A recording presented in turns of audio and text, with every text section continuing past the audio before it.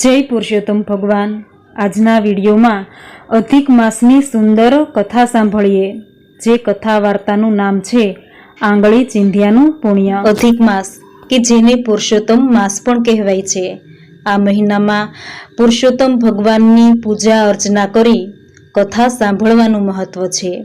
જે કથા સાંભળવા માત્રથી મન પવિત્ર થાય, પાપનો નાશ થાય, પુણ્યની પ્રાપ્તિ થાય। તો સાંભળીએ અધિક માસની ઉત્તમ કથા, જે કથાને પૂર્ણ શ્રદ્ધાથી અને ધ્યાનથી સાંભળજો। બોલો ભગવાન પુરુષોત્તમ રાયની જય। એક ગામ હતું, એ ગામમાં બ્રાહ્મણ રહે। બ્રાહ્મણને એક યુવાન દીકરો, પૈસે ટકે સુખી હતા, કોઈ વાતની કમી ન હતી, ખાધે પીધે સુખી હતા। પણ એક દુઃખ હતું, તેના યુવાન દીકરાનું ક્યાંય ગોઠવાતું ન હતું, તેની સગાઈ જ થતી ન હતી। બિચારો બ્રાહ્મણ ગામે ગામ ફરી વળ્યો, કેટલાય બ્રાહ્મણના ઘરે માગા નાખ્યા, પણ ક્યાંય આના સગપણનો મેળ જ ન પડ્યો। બિચારા બ્રાહ્મણે તો કેટલાય વ્રત વર્તોલા કર્યા, હવન કરાવ્યા, ત્યારે માંડ માંડ એક જગ્યાએ સગપણ થયો। બ્રાહ્મણે તો તેના દીકરાના ધામધૂમથી લગ્ન કર્યા, વહુ ઘરે આવી, પણ વહુ તો બહુ માથાભારે નીકળી।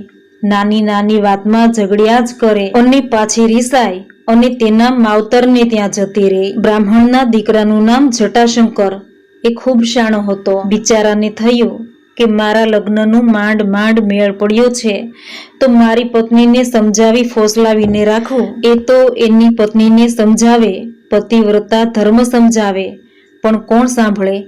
એક કાનેથી સાંભળી અને બીજા કાનેથી કાઢી નાખે। સાસરિયામાં સુખ હતું, ખાધે પીધે સુખી હતા, પણ એના સંસ્કારોને લીધે, એના સ્વભાવને લીધે એનાથી સુખ ભોગવાતું નથી। બ્રાહ્મણે તો પૂજા પાઠ અને દાન દક્ષિણા મેળવી 7,000 રૂપિયા ભેગા કર્યા। એમાંથી એક ગરીબ ખેડૂતોને ખેતી માટે નાણાં ધીરતો, કેટલાક વેપારીઓને પણ નાણાં ધીરતો, પરંતુ કોઈ પાસે ક્યારેય વ્યાજ ન લેતો। જ્યારે દીકરાની વહુ રીસાઈ પિયર જતી રહે, ત્યારે તો ઘરમાં ગમે એમ કરી ચલાવી લે।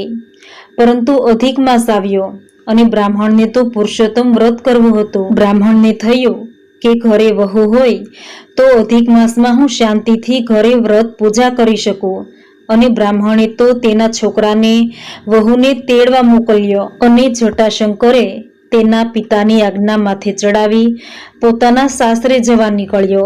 રસ્તામાં તેમના દેવાદાર ખેડૂતનું ખેતર આવ્યું। ખેતરમાં પુષ્કળ પાક થયેલો હતો, તેમાં એ વખતે એક ગાય બેઠી હતી અને આરામથી ખેતરમાં ચરતી હતી। એને રોકવા ટોકવા વાળું ખેતરમાં કોઈ ન હતું। તેને તેનું દુઃખ થયું, કારણ કે તે ખેડૂત તેના બાપનો દેવાદાર હતો। જો તેના ખેતરમાં રોજ જાનવરો આવે, બગાડ કરે, તો તેને માલના નાણાં ઓછા આવે અને એના કારણે એ બિચારો ક્યારેય પૈસા ચૂકવી ન શકે। તેણે ગાયને હાંકી કાઢવા ખેતરમાં એક લાકડી શોધી, ત્યાં તો ખેતરનો ખેડૂત ત્યાં આવી પહોંચ્યો। જટાશંકરે ખેતરનું ધ્યાન રાખવા માટે ખેડૂતને ખૂબ ઠપકો આપ્યો અને ગાયને મારી હાંકી કાઢવા કહ્યું। ખેડૂત આજે તેની પત્ની સાથે ખૂબ લડીને આવ્યો હતો, તેથી તેણે ઘરની બધી દાજ ગાય ઉપર કાઢી। તેણે તો દંડો લઈ ગાયને એવી મારી કે ગાય મરવા જેવી થઈ ગઈ અને ગાય બિચારી નિહાહા નાકથી ખેતરમાં ઢળી પડી। ગાયને મારવાનું પાપ ખેડૂતે કર્યું, પરંતુ તે માટે જટાશંકરે આંગળી ચીંધી હતી, તેથી વધારે પાપનો ભાગીદાર જટાશંકર બન્યો। આ તો દૈવી ગાય હતી, તેણે પોતાને માર ખવડાવવા બદલ, આંગળી ચીંધવા બદલ બ્રાહ્મણના દીકરા જટાશંકરને ગધેડો બની જવા શ્રાપ આપ્યો। ગાયને મનુષ્યની ભાષામાં બોલતી જોઈ બ્રાહ્મણનો દીકરો સમજ્યો કે આ કોઈ દૈવી ગાય છે અને તેણે આપેલો શ્રાપ મિથ્યા થશે નહીં।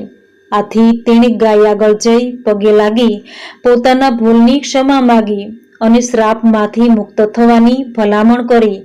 ગાયે તેના પર દયા લાવી કહ્યું કે હે બ્રાહ્મણ, તે ધર્મનો ક્ષય કર્યો, તે ખેડૂતને હિંસા કરવા માટે પ્રેર્યો, તે મારી આવી ભૂંડી દશા થઈ, પરંતુ મારા કરતા ગધેડા સ્વરૂપે તારી ભૂંડી થશે। હે બ્રાહ્મણ, જેવી કરણી તેવી ભરણી, તારા શ્રાપની મુક્તિ માટે હું તને કંઈક વિચારીને કહું છું। અને જટાશંકરે તો ગધેડા બનવાની વાત સાંભળી બહુ ગભરામણ થઈ। એ રડતા રડતા ગાયને કહેવા લાગ્યો કે હે ગાય, અત્યારે હું મારા સાસરે મારી વહુને તેડવા જાઉં છું, તો મારા સાસરે ગયા પછી ગધેડો બનું એ ઠીક નથી. હે ગાય માતા, મને સમજાવો કે ગધેડાના સ્વરૂપમાંથી પલટાઈ હું પાછો માનવી કેવી રીતે બની શકું?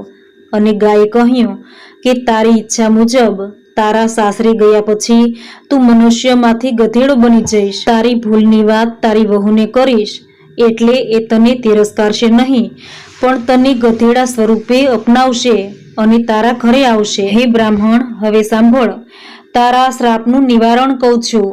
પવિત્ર અધિક માસ બેસવાનો છે. તારી પત્નીને કહેજે કે તને ગધેડા સ્વરૂપે તારા ઘરે લાવી રોજ તને નદીએ લઈ જઈ આખો અધિક માસ નવડાવે અને તારી પત્ની પુરુષોત્તમ માસનું વ્રત કરે, કાંઠા ગોરનું પૂજન કરે, રોજ એકટાણું કરે અને તને અધિક માસની કથા સંભળાવે અને પછી જ જમે. આ રીતે તમે બંને પુરુષોત્તમ વ્રત કરો અને પુરુષોત્તમ ભગવાનની પ્રસન્નતાથી અધિક માસ પૂરો થતા તું ગધેડાના સ્વરૂપમાંથી પાછો મનુષ્ય બની જઈશ. અધિક માસના ધર્મ વ્રતથી જ તારા પાપનો ક્ષય થશે, તારો ઉદ્ધાર થશે. અને જટાશંકર ત્યાંથી પોતાના સાસરે ગયો, પરંતુ તેણે આ ગુપ્ત વાત તેની વહુ સિવાય કોઈને ન કહી. જ્યારે તે મનુષ્યમાંથી ગધેડો બની ગયો ત્યારે જ વહુએ પોતાના વરના શ્રાપની વાત જાહેર કરી. અને વહુ તો ચતુર હતી, શાણી હતી.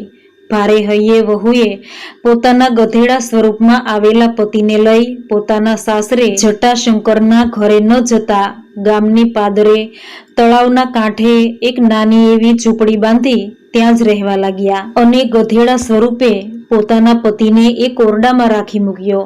તેને ટાઢ તડકો ન લાગે એ માટે એ પોતાના પતિ ગધેડાને સારું સારું ખવડાવતી.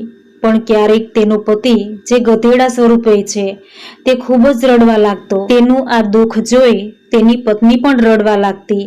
અને અધિક માસના પહેલા દિવસે વહુ ગધેડાને લઈ નદી કિનારે ગઈ અને આ જોઈ ગામવાળા તો વિચારમાં પડી ગયા કે આ શું, આ કજિયાખોર વહુ ગધેડાને લઈ નદીએ આવી તેને નવરાવે છે. અને વહુએ તો ગધેડાને નદીએ લાવી તેને સ્નાન કરાવી, પછી ગધેડાની આગળ પુરુષોત્તમ ભગવાનની કથા સંભળાવી, કાંઠા ગોરની વાર્તા કહી. આ તેનો રોજનો નિત્યક્રમ બની ગયો. એવામાં રાજાની આગળ ગામ લોકોએ ફરિયાદ કરી કે એક સ્ત્રી નદીમાં ગધેડાને નવરાવે છે, તેથી પાણી અપવિત્ર થઈ જાય છે. આથી રાજાએ તરત જ સિપાઈઓને મોકલ્યા અને ગધેડાને લાવી પશુશાળામાં મોકલી દીધો. અને વહુએ તો કલ્પાંત કર્યો, કારણ કે ગધેડો તો તેનો પતિ હતો, પોતે એકટાણું કરતી હતી, તેના પતિને જમાડ્યા સિવાય કેમ જમાય. અને વહુ તો રોકકળ કરતી રાજમહેલે ગઈ અને ગધેડો પાછો આપી દેવા રાજાને વિનંતી કરવા લાગી. રાજાએ કહ્યું કે હે ભલીબાઈ, તારામાં અક્કલ નથી કે આ પવિત્ર પુરુષોત્તમ માસમાં ભાવિક નર નારીઓ નદીમાં સ્નાન કરે છે અને ત્યાં તું ગધેડાને લઈ જઈ નવરાવે છે? અરે બાઈ, તું પુરુષોત્તમ વ્રત કરે, નદીએ સ્નાન કરે એ વાત તો બરાબર, પણ આ ગધેડાને લઈ જઈ તું ત્યાં રોજ સ્નાન કરાવે, તેની કથા વાર્તા સંભળાવે એ વાત કેવી લાગે? અને વહુએ કહ્યું કે હે અન્નદાતા, આપનું કહેવું સાચું છે, પરંતુ હકીકતમાં આ ગધેડો એક પુરુષ છે. કોઈ શ્રાપના કારણે તે મનુષ્યમાંથી પશુ સ્વરૂપે આવ્યો છે. અને સાચું કહું ને તો તે મારા પતિ જ છે, તેથી જ હું તેનું લાલન પાલન કરું છું. અને અધિક માસ પૂર્ણ થતા મારા પતિ શ્રાપ મુક્ત થવાના છે. જેથી હે રાજા, મારો અપરાધ માફ કરી ગધેડો મને પાછો આપો. આ સાંભળી રાજા રાણીને તો નવાઈ લાગી. રાણીએ કહ્યું કે બાઈ, અધિક માસ પૂર્ણ થતા તું અમને તારી ઓરડીમાં લઈ જજે. અમારે જોવું છે કે ગધેડામાંથી મનુષ્ય કેવી રીતે બને. તારા કહેવા ઉપર વિશ્વાસ રાખી તારો ગધેડો તને પાછો સોંપીએ છીએ. અને વહુને ગધેડો પાછો મળી ગયો. તેને લઈ તે પોતાની ઓરડીમાં આવી, તેને ઘાસ ખવડાવી તેણે એકટાણું છોડ્યું અને ભગવાન પુરુષોત્તમનું ભજન કરવા બેસી ગઈ. અને વહુ તો હવે કોઈની પણ રોકટોક વગર, કોઈની પણ બીક વગર ગધેડાને નદીએ લઈ જાય છે, કારણ કે તેને રાજાની મંજૂરી મળી ગઈ. એ તો રોજ નદીએ ગધેડાને નવરાવે, ગધેડાને કથા વાર્તા સંભળાવે અને ગધેડાને જમાડ્યા પછી જ જમે. આ તેનો નિત્યક્રમ હતો. તેને આશા હતી કે અધિક માસ પૂરો થાય એટલે ભગવાન પુરુષોત્તમ રાય તેના પતિનો પશુ સ્વરૂપમાંથી ઉદ્ધાર કરશે. તેને વિશ્વાસ હતો કે ગાયે શ્રાપ મુક્તિ માટે કહ્યું હતું કે અધિક માસ પૂર્ણ થતા તે ગધેડાના સ્વરૂપમાંથી પલટાઈ અસલ મનુષ્ય સ્વરૂપમાં આવી જશે અને અધિક માસ વિધિપૂર્વકના વ્રત સાથે પૂર્ણ થયો હતો. તેથી તેને પૂર્ણ વિશ્વાસ હતો તેની આશા ફળશે. બીજા દિવસે સાંજે વહુ રાજાના મહેલે ગઈ અને રાજા રાણીને પોતાની જીર્ણ ઓરડીએ બોલાવી અને કહ્યું કે હે રાજા રાણી, સતના પારખા ન હોય છતાં આપણે સતનું ધર્મનું પારખું કરવું છે, તો ભગવાન પુરુષોત્તમને પ્રાર્થના કરું છું અને પછી જુઓ કે શું બને છે.